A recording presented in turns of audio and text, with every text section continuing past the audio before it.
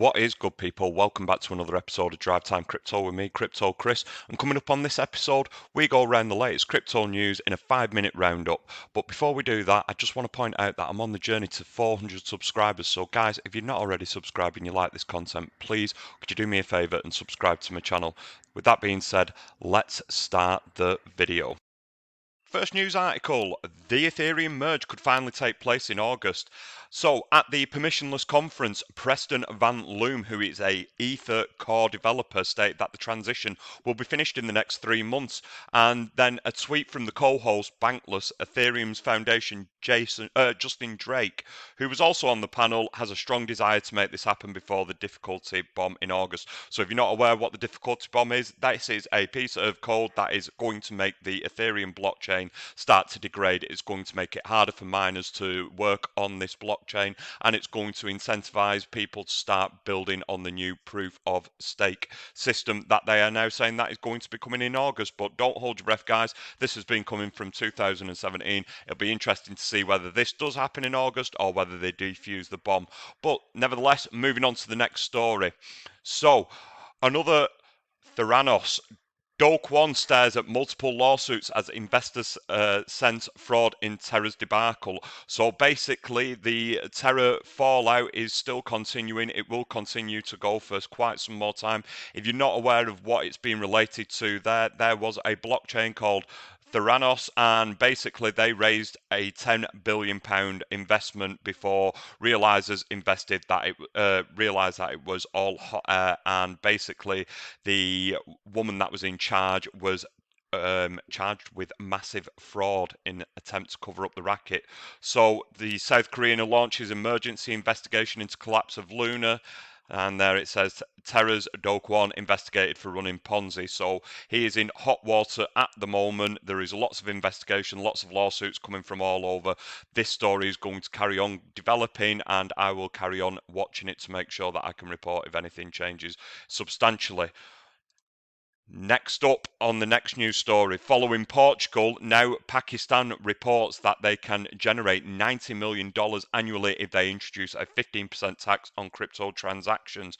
So basically, an executive with Pakistani cryptocurrency exchanges said that Islamabad can generate at least $90 million in tax revenue if authorities decide to levy a 15% tax on cryptocurrency. It did touch on that in the US and India, they're collecting billions of dollars through 30% tax, so they could start with a 15% tax rate.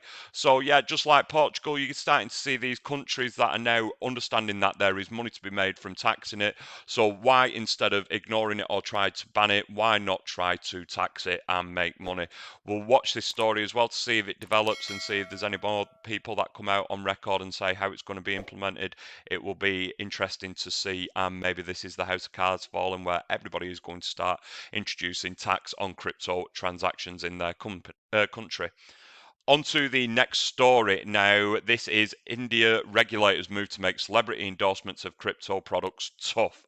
So it says the regulatory environment in India is increasingly becoming difficult for the crypto sector. Now, I believe that this is a smart move because there is a number of celebrities that get involved in crypto products and they don't research it, they don't understand what it is actually offering, they just push it out onto their followers, they influence them, and it could be rug pulls, it could be absolute toilet that they're asking them to get involved in, and they don't care as long as the check gets cut for them to push it out on their socials. They do no backstory research on it or anything like that, and I think that these kind of regulations are what's needed, and it should be implemented across the globe. So it's nice to see that India and being proactive and potentially protecting people from uneducated influencers, should we say. So let's move on to the last story. So mass adoption, tag Heuer and Shopify now accept crypto. So the move comes just days after luxury brand Gucci also began accepting crypto payments in the United States. So it's great to see the adoption of more crypto through retail. How effective it will be, I do not know. I don't know whether somebody wants to go and buy a watch with crypto, maybe for the novelty, but there's no difference than just going in and paying with your normal currency from whatever country you're in, but it'll be interesting to see if it's adopted. It might be a little bit from a gimmick, but I can't see it because of the transaction costs and the speed. Just like when Tesla adopted Bitcoin payments, you never really saw any Bitcoin. Well, you didn't see Bitcoin being used to buy Tesla when you could. Nevertheless, the currencies are Bitcoin, Wrap Bitcoin, Litecoin, Dogecoin, Shiba Inu. I don't know why, but that was your news. Thank you very much for watching. I'll see you on the next one.